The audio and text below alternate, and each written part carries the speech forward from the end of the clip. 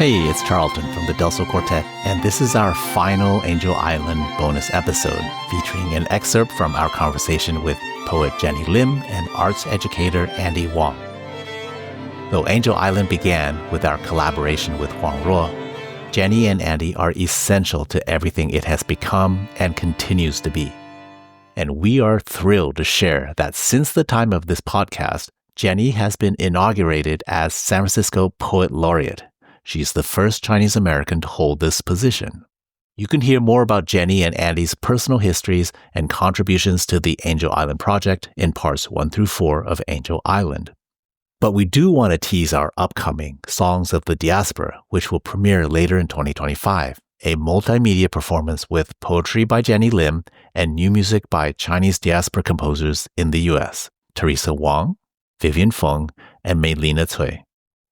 If you are just discovering Sounds Current, please go back to the beginning and listen to parts 1 through 4 of Angel Island, then catch up on any bonus episodes you may have missed. It has been an honor to share more from our season guests with you. And now, here are Andi and Genny. Well, why don't we bridge into the new project, which is Songs of the Diaspora. And we have this wonderful opportunity to continue our work with you, Genny, and for you to create new poetry, which will then be connected to 3 wonderful young, they're maybe not quite that young, but young compared to me. Younger. I could say that. Yes, younger composers. How do you see us going forward? It's all an adventure. Like I don't have, like a plan. I just have like the instincts. Yeah. And I'm kind of a collaborator. Like I really get off on the energy of other people, and interacting with other people's creativity spurs me to become creative and more open. I think the process for a successful collaboration is to have as much openness as possible and listening to each other. That's why I'm really curious to know the personal journeys of the 3 composers, as well as to know more about you, Charlton, and your journey, and Hae Young's, and, Ben's, and Catherine's journey. I talked to her a little bit before this about her family and, what she has on the challenges that she has met with to be where she is today. It's tremendous. So knowing these stories and holding each other's stories, I think we can discover some truth. I'm always looking for the truth, like what's really happening in Gaza? What's really happening in Ukraine? Who's not telling the truth? What are they covering up? So I think once we enter into this journey, like this whole thing about identity and, like everyone can reinvent their identities these days. And what's an authentic identity? Who are we? Is there such a thing as an honest, authentic identity? And I think it's much more complicated. And we get so far from the essence and core of who we are as human beings. I think it has to be a lot simpler than the way, we've made ourselves to be. They're so separate from each other and so antagonistic towards each other. And a lot of it has to do, I believe, with capitalism and what it's done, the whole consumption of the ecology, the environment, the waste that happens, all of this. If we can just embrace our humanness, there's enough of us, to rely on each other, not to have to use so much resources. We just waste so much resources. And it seems like it's a contest to see who can, accumulate more wealth, who can accumulate more real estate, more technology. It's like, oh man, like the Buddhists call it the 3 poisons, and greed, ignorance, and desire. And there's so much desire that when do we stop and just be content and find that inner peace? So yeah, I think maybe we could find what real inner peace it means through our music, through our poetry. And then we can let someone hear what that inner peace could be like in their life, no matter what they're going through.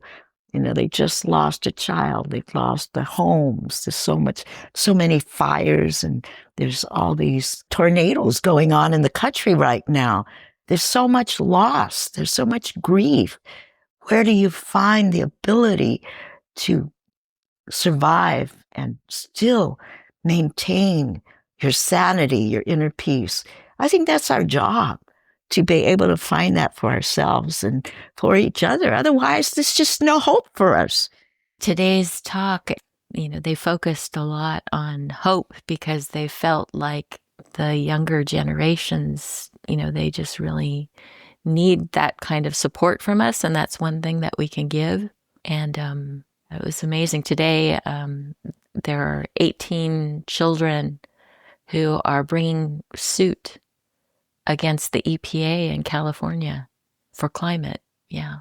Yeah. And that was the thing, great. is that they were talking about how young people, that they're seizing the moment and just kind of going for it. And that, that's one way we can support what they're doing. I think through the arts, the first time I saw you perform, actually, it was the first time I met you in person. You were performing. Was it Bird and Beckett? Yes, it was. Right. And you were, it was a poetry and music evening.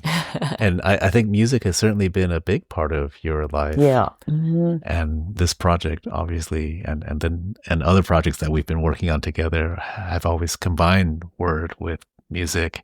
That's right. Yeah. And I think for us, certainly in the quartet, we were 4 individuals coming together and artistically working very democratically, almost pure democracy, right? There isn't really a leader, and we kind of have to build consensus and trust, and there's trust.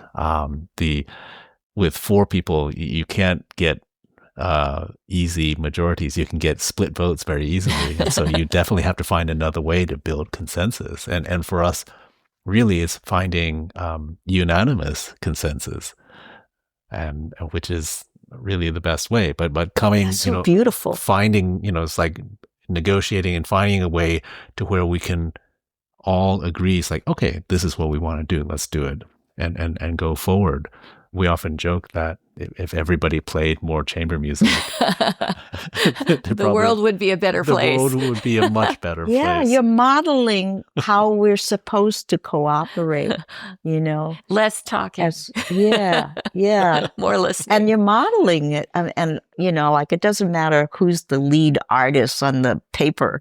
It's like everybody's equal, when it comes to our creativity. Why squash, Charlton's creativity just because it's my project, I've talked to musicians that worked with band leaders that were, I says, I want you to play this. And they were not happy. I was good friends with Herbie Lewis, a bass player, a wonderful jazz bass player. And he said, I hate to drop names, but he said, when I played with Les McCann, he wanted everything his way, he was very successful because he had a sound that he really wanted to go after. But because of that, then his individuality and his creativity had to kind of take a back seat. So I like that. It's that kind of a consensus and cooperation. There was a point that was made today that the problems of the world are so immense that there's no way that one person can solve them. Absolutely. And that, we have to figure out how to get along and collaborate and make things happen. So even if we do it in a small way, that and has a chance to happier. Grow. Right. There's always someone not quite happy if his voice is not heard, right? Or ignored or dismissed. And you want to have a successful, outcome. If everybody's happy, you have a better outcome, right? Yeah. And that's why Del Sol is making such beautiful music. Nobody is being squashed, right? What about me? That's right. You played a longer solo than me. I want equal time. check your ego at the door. Yeah. Sounds Current is a production of the Del Sol Quartet and the Del Sol Performing Arts Organization. Del Sol is Catherine Bates, Benjamin Creeth, Haeyoung So-yoon, and me, Charlton Lee. This podcast is produced and edited by Andrea Klunder at the Creative Impostor Studios. Technical direction by Edwin R. Ruiz. Additional production support from Alex Riegler. Cover art by Felicia Lee. Our theme music was composed by me and performed by Del Sol Quartet. Angel Island was composed by Huang Ruo with generous funding from the William and Flora Hewlett Foundation, with additional funding from the Phyllis C. Wattis Foundation and the Clarence E. Heller Charitable Foundation. Special thanks to Andrea Fellows-Feinberg and Don Feinberg, who believe our stories are worth sharing.